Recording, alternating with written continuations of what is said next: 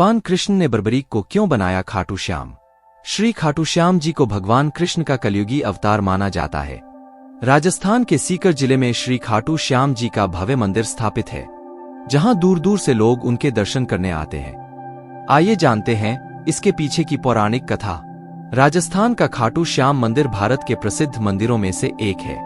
भारत के अन्य राज्यों से भी लोग यहां अपनी मनोकामनाएं लेकर आते हैं।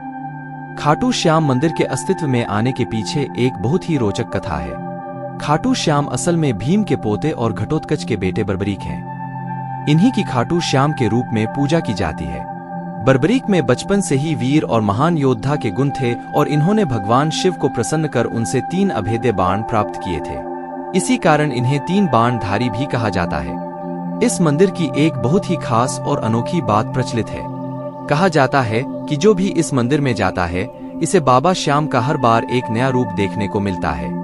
कई लोगों को उनके आकार में भी बदलाव नजर आता है। महाभारत के युद्ध के दौरान बर्बरीक ने अपनी माता अहिलावती के समक्ष इस युद्ध में जाने की इच्छा प्रकट की। जब मां ने इसकी अनुमति दे दी तो उन्होंने माता से पूछा, मैं युद्ध में किसका साथ दूं?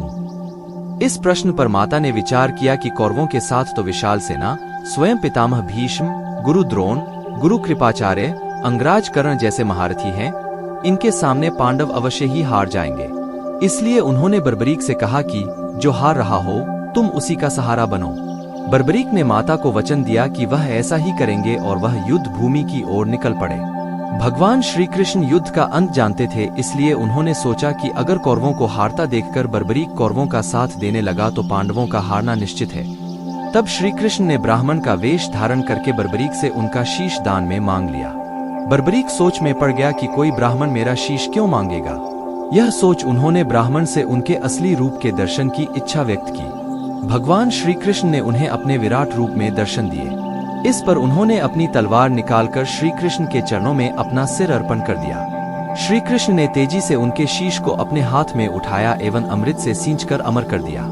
उन्होंने श्री कृष्ण से संपूर्ण युद्ध देखने की इच्छा प्रकट की, इसलिए भगवान श्री कृष्ण ने उनके शीश को युद्ध भूमि के समीप ही सबसे ऊंची पहाड़ी पर सुशोभित कर दिया, जहां से बर्बरीक पूरा युद्ध देख सकते थे। युद्ध की समाप्ति के बाद सभी पांडव विजय का श्रेय अपने ऊपर लेने लगे। आखिरकार निर्णय के लिए सभी श्री कृष्ण के पास गए तो वह बोले, मैं तो स्वयं व्यस्त था, इसलिए मैं किसी का पराक्रम नहीं देख सका।